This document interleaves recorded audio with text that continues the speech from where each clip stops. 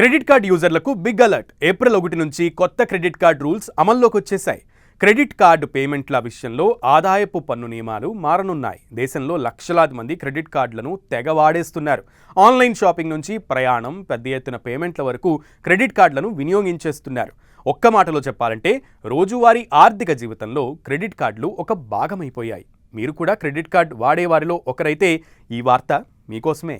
ఆదాయపు పన్ను నియమాలలో కొన్ని మార్పులు ఏప్రిల్ 1, 2026 నుంచి అమల్లోకి రాబోతున్నాయి. ఈ కొత్త మార్పులు మీ క్రెడిట్ కార్డ్ లావాదేవీలు, పన్ను రికార్డులకు నేరుగా అప్లై అవుతూ ఉంటాయి.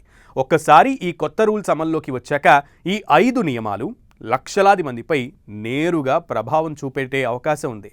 ఇంతకీ క్రెడిట్ కార్డుల పేమెంట్లపై మారబోయే 5 పన్ను నియమాలేంటో ఇప్పుడు తెలుసుకుందాం. ఆదాయపు పన్ను శాఖ ఇటీవలే ఓ ముసాయిదా ఆదాయపు పన్ను నియమాలు 2026ను విడుదల చేసింది. తుది ఆమోదం తర్వాత వివిధ వాటాదారుల నుంచి అభిప్రాయాలను పరిగణలోనికి తీసుకుంది. ఇక ఈ నియమాలు ఏప్రిల్ 1 నుంచి అమలులోకి రాబోతున్నాయి. ఆదాయపు పన్ను నియమాలు 1962 స్థానంలో ఈ చట్టం అమల్లోకి రాబోతోంది. ఇక ఆదాయపు పన్ను ముసాయిదా నియమాలు 2026 ప్రకారం 10 లక్షలకు పైగా క్రెడిట్ కార్డు బిల్లులను క్యాష్ కాకుండా ఇతర మార్గాల ద్వారా చెల్లిస్తే బ్యాంకు లేదా క్రెడిట్ కార్డు జారీదారు మీ ఆర్థిక డేటాను ఆదాయపు పన్ను శాఖకు రిపోర్ట్ చేస్తారు. భారీ మొత్తంలో పేమెంట్లు చేసేవారు చాలా జాగ్రత్తగా ఉండాలి. ఆర్థిక సంవత్సరంలో 1 లేదా అంతకంటే ఎక్కువ క్రెడిట్ కార్డు బిల్లులపై మొత్తం క్యాష్ పేమెంట్లు ₹1,00,000 లేదా అంతకంటే ఎక్కువ ఉంటే ఈ ఆర్థిక సమాచారం ఆదాయపు పన్ను శాఖకు రిపోర్ట్ అవుతుంది.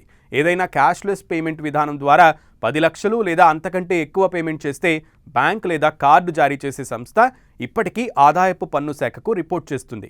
పెద్ద మొత్తంలో జరిగేటువంటి లావాదేవీలు ఇప్పుడు మానిటరింగ్ సిస్టమ్ ఆటోమేటిక్గా రిజిస్టర్ అవుతాయి. ఇక మరో మార్పు ఏంటంటే పాన్ కార్డ్ కోసం అప్లై చేసుకునేటప్పుడు మీరు క్రెడిట్ కార్డ్ స్టేట్మెంట్ను అడ్రస్ ప్రూఫ్గా సమర్పించవచ్చు. కానీ 3 నెలల కన్నా పాతది అది కాకూడదు. ఆ స్టేట్మెంట్ పాత స్టేట్మెంట్లు ఇకపై చెల్లవు.